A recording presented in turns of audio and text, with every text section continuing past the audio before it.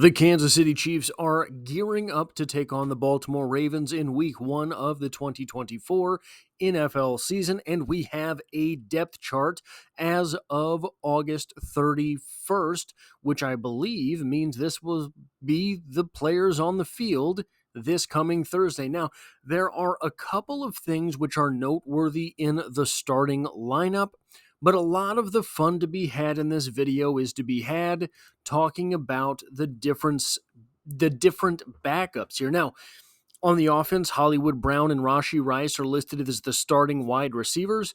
I think this is a bit of a misnomer. There are likely to be 3 wide receivers on the field at most times for the Kansas City Chiefs, and one less fullback than is listed on the starting lineup here. But the left tackle, Kingsley Suamataia, the left guard, Joe Thuney, center, Creed Humphrey, right guard, Trey Smith, right tackle, Jawan Taylor, tight end, Travis Kelce, quarterback, Patrick Mahomes, running back, Isaiah Pacheco. Nothing is really out of sorts there other than, of course, to note that Hollywood Brown will not be playing this Thursday.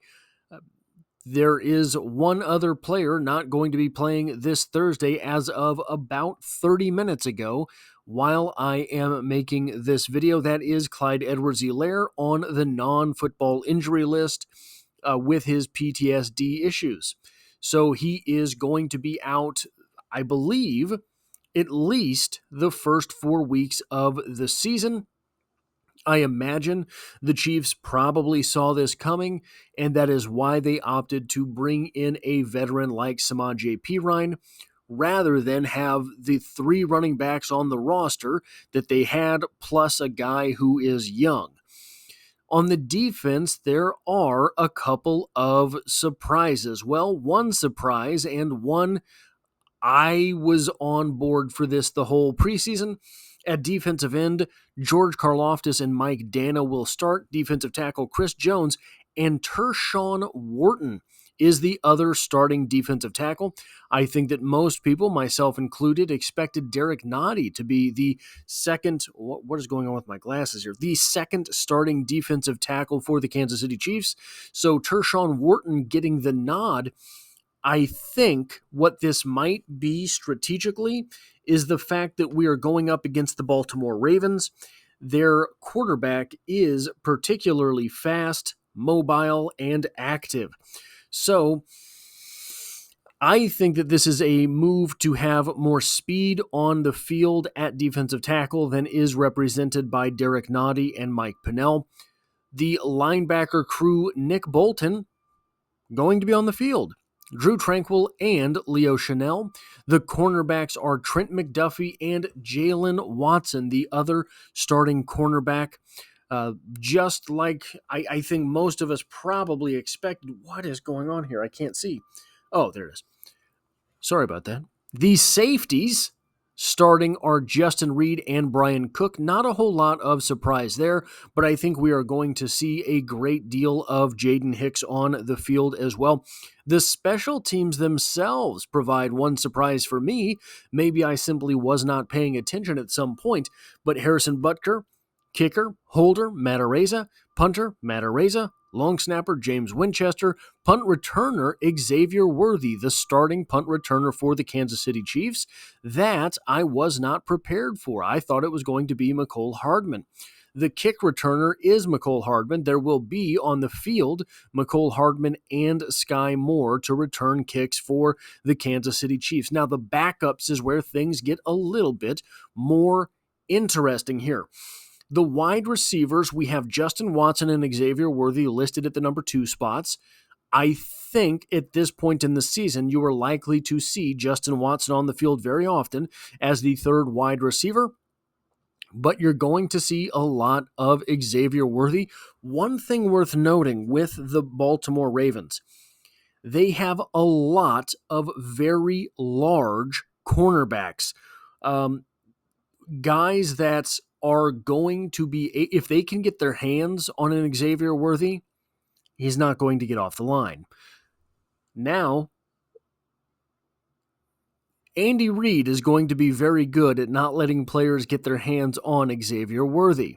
So, if Xavier Worthy does not get hands laid on him, having large corners like the Ravens do. I haven't looked at the 40s. Now, I'm going to be very honest with you. I haven't looked at the 40s and the agility numbers on these guys since we played them last year, so I'm a little shady on those numbers. But if you can get Xavier Worthy in a one-on-one situation with a cornerback that has one of these bigger cornerbacks, it could spell disaster for the Baltimore Ravens defense. The next guys on the field for the Kansas City Chiefs will be Sky Moore and Juju Smith-Schuster. Sky Moore, now I think a lot of us were probably a little bit upset that Sky Moore ended up on this roster. Probably I count myself among them. I thought that Sky Moore added very little upside compared to some of the other options, Justin Ross and Nico Remigio. Even perhaps Montrell Washington. I think that Montrell Washington shows a little bit more spark than does Sky Moore, but here's the thing with Sky Moore. At this point in the roster, when you're looking this many men back, what the Chiefs seem to be doing and prioritizing on this roster is known quantities.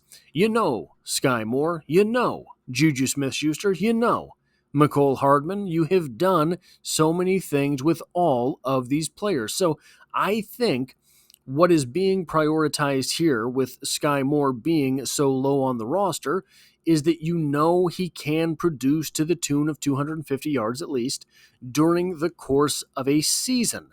That brings up the floor on the receiving corps, while maybe losing some of the edge, while maybe losing some of the upside. But when you look at those top three, Hollywood Brown, Rashee Rice, and Xavier Worthy, there is plenty of potential and upside in those three names. I'm just going to leave that argument there because I'm not sure I 100% agree. Now, the backup offensive line, Wanya Morris listed as the backup left tackle, Ethan Driscoll as the third left tackle. This is flipped on the right side. Ethan Driscoll listed number 2, Wanya Morris listed number 3. This is perhaps interesting. This may be just a quirk and quarry of putting together a depth chart for the Kansas City Chiefs. It might be that Wanya Morris is your true swing tackle.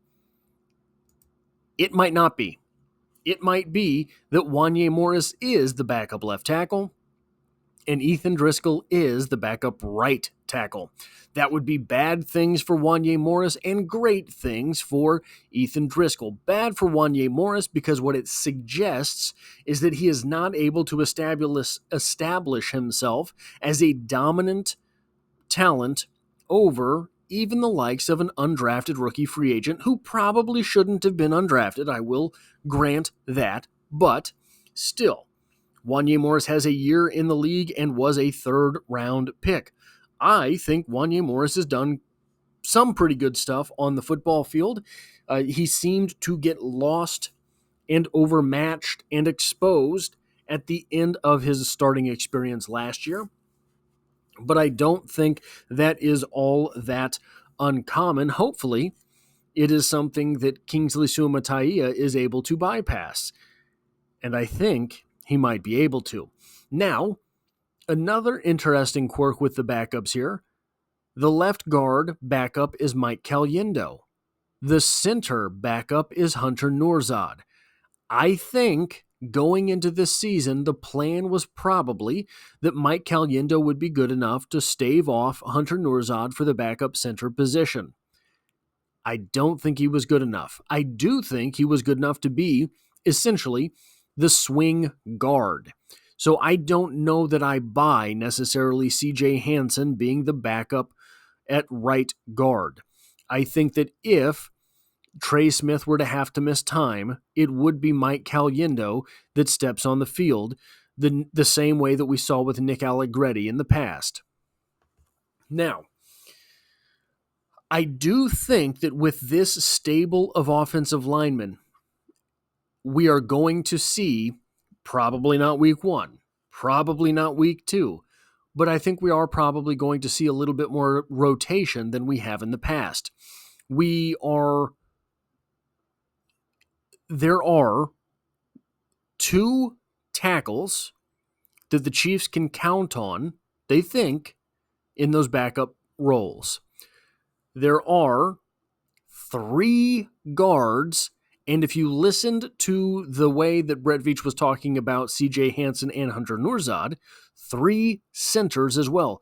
Mike Caliendo, Hunter Nourzad, and CJ Hansen can all play guard and center for the Kansas City Chiefs. I'm not sold that CJ Hansen doesn't have upside at tackle. A little bit of short arms, but I'm not sure he doesn't. Now, tight end.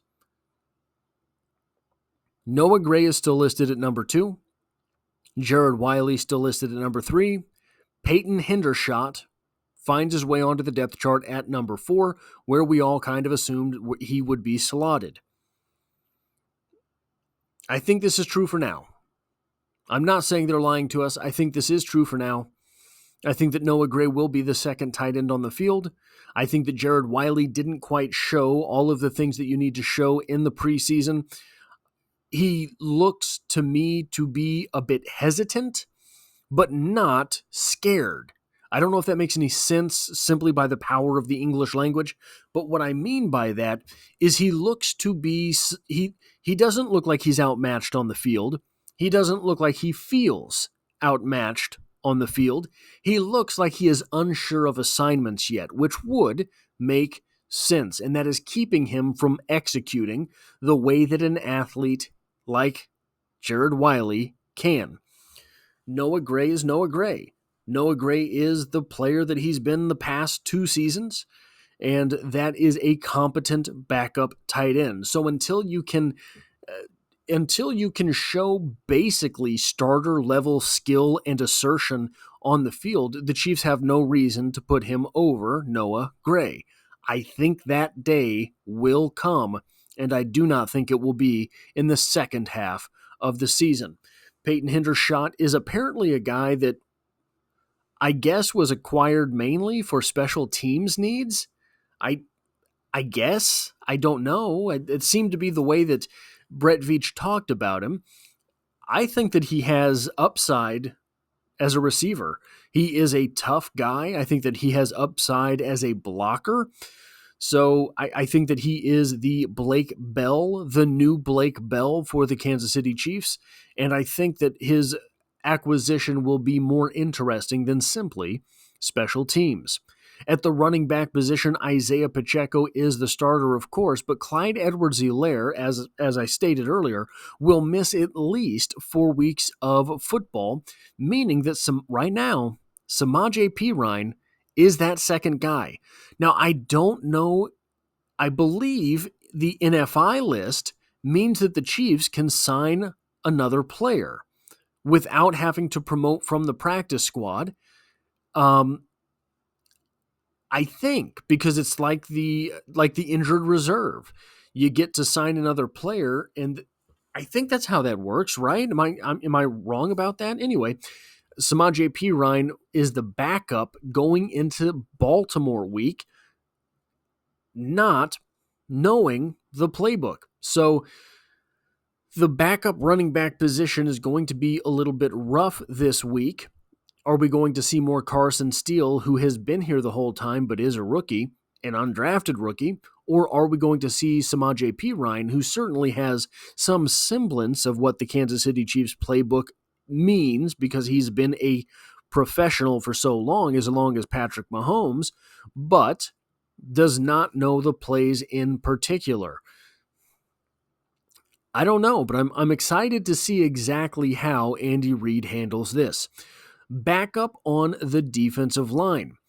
Malik Herring finds himself the backup at one defensive end spot and Felix Enudike-Uzoma the other.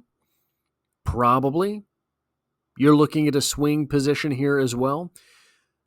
And Cameron Thomas is the third string defensive end. I don't know if that lasts. Cameron Thomas has shown serious potential during his time in the NFL, even if he is not able to necessarily capitalize on that potential all that often. Malik Herring, I think, is a strong player, but he's not a guy you want on the field an awful lot. This is also just the first of two positions on this defense where there is a third string player. It becomes apparent when looking at this depth chart represented this way how thin the Chiefs have kept their defense compared to their offense. Now, when you look at the offense, Ethan Driscoll, CJ Hansen, Michael Yindo, Hunter Nourzad, and Wanye Morris, these are all these guys. So the second and third string are the same players, just listed at a different position. So you can hollow that line of the depth chart out, but still, not a lot of depth on defense. Felix Anudike-Uzomah, we knew was going to be a backup this season because George Karlaftis, he's not taking his spot, and Mike Danna was re-signed because Mike Danna is a good football player. This position becomes infinitely more interesting the moment Charles Omenihu is reintroduced to the lineup. Who are you cutting? Who are you demoting? Who appears on the field? I have a feeling that right now, based on what we've seen, Cameron Thomas is going to be listed over Felix Anudike-Uzomah come the time Charles Omenihu returns from injury, meaning the odd man out in that situation becomes FAU. I have, just based on what we've seen, just based on what I've seen looking into Cameron Thomas. At the defensive tackle position, I believe that these are basically rotational because, look, Chris Jones is going to be on the field. I hope, as I have said all offseason, that Derek Noddy is the third man up. I hope Mike Pennell gets very few reps on a week-to-week basis, not because he's not good, but because he needs to be saved for the playoffs. He is advanced in age, and I hope that he is fresh for the playoffs. At the linebacker position, Jack Cochran is listed as the now, it's not listed this way. There are just three linebackers listed, right? Linebacker, not LOLB, MLB, ROLB. It's just three linebackers. That said, he's listed behind Nick Bolton and Drew Tranquill and not Leo Chanel. If he were the backup linebacker in general, you would see him listed behind all three and Cam Jones over there on that third row. Cam Jones is backing up Leo Chanel. Jack Cochran is going to be the fourth linebacker on the field. Jack Cochran is the backup middle linebacker, evidenced by the fact that his name is behind Nick Bolton, and he's a backup outside linebacker because he's listed behind Drew Tranquill there. I don't know exactly if there's anything to be made of that. The Drew Tranquill role in the defense is a role that is much more fitted toward Jack Cochran than the Leo Chanel role, I believe, is going to be. Especially week one versus the Ravens, I think we're going to see Leo Chanel all over the field. I think we're going to see Leo Chanel all around the defensive line. And I think he is going to be tasked with making Lamar Jackson's evening very disagreeable. The backup cornerbacks, Najee Johnson and Joshua Williams, Joshua Williams. I would love for there to be surprise here, but guys, there's no one else. There's no one else. These are the only four cornerbacks the Chiefs have listed on the roster. Now, Chamari Connor has been playing a lot of nickel, but when you take a step back and you look at those corners, those four names there, something should stand out to you. They are all from the 2022 NFL Draft. 3 of them are from the back half of the 2022 NFL Draft. 2 of them are from the 7th round of the 2022 NFL Draft. What a masterclass that 2022 draft was. Now, safety position backups: Jaden Hicks, Chamari Connor, Chris Rowland-Wallace.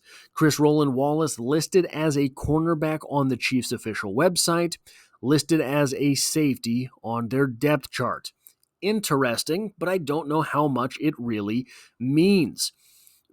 From memory, we have seen him play a lot of safety. I don't know that I've even seen him in the slot much. I may have missed it. Don't take my word for that.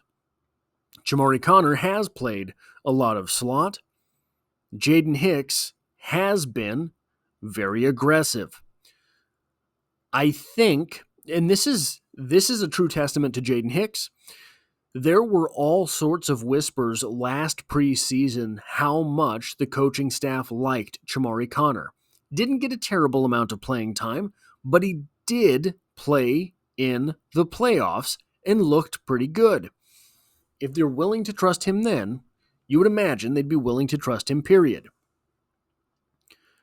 He has been overshadowed this preseason, as have all of the safeties, by Jaden Hicks. Oh, I forgot another thing mentionable here. Justin Reid is listed. Now, Hollywood Brown is listed. He won't be playing. So the fact that we do have Nick Bolton and Justin Reid on this depth chart doesn't necessarily mean anything. But Justin Reid and Nick Bolton are on this depth chart, and I'm holding out hope. So the safeties are interesting because Jaden Hicks has been the most impressive, not just of this group. Jaden Hicks has had the most impressive preseason I have seen from a Kansas City safety in a very long time, and it might not be long until Jaden Hicks is one of those top 2 safeties listed. Chamari Connor did well last year. It is, in my opinion, humble opinion, I like Justin Reid. Justin Reid was very good for the Kansas City Chiefs last season. Justin Reid played a whole lot of snaps for the Kansas City Chiefs. Justin Reid is very expensive. Justin Reid might not last long in Kansas City. So, if you took Justin Reid out of this equation, looking into next year's roster, and you had Brian Cook, another member, by the way, of that 2022 draft class, you had Brian Cook and Jaden Hicks as your starters. You had Chamari Connor as your first guy off the bench, which often happens for the Kansas City Chiefs at the safety position. 3 safeties on the field a whole lot of the time. Then you have Chris Rowland-Wallace. He might be being groomed right now in order to be on the roster as the 4th guy next season. It is interesting to see Chris Rowland-Wallace on the roster. It might be, like Brett Veach said with Ethan Driscoll, you hate to invest all of that work in a player in the preseason, sink all of that coaching into a guy, just to end up cutting him, and you know he's not going to pass through waivers, so you put all of that coaching into a player that is now someone else's. That might be the case with Chris Rowland-Wallace. I mentioned explicitly he's going to be on someone's 53 this season. I wasn't sure it was going to be the Chiefs, but I said I think he's definitely going to be on someone's 53. It ended up being the Chiefs.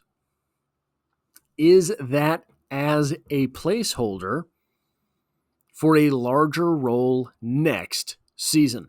That is all I have for this video, talking about the depth chart release for the Kansas City Chiefs. If you like or appreciate what it is that I do here, hitting the like button really does help me out, as it tells YouTube to share this video with other Kansas City Chiefs fans. And if you find yourself here by chance but not design, the Kansas City Chiefs are the only thing I talk about on the channel, dropping multiple videos every single week. Daily Chiefs news, analysis, and opinion here on the channel. And as always, I hope to have you back for the next one.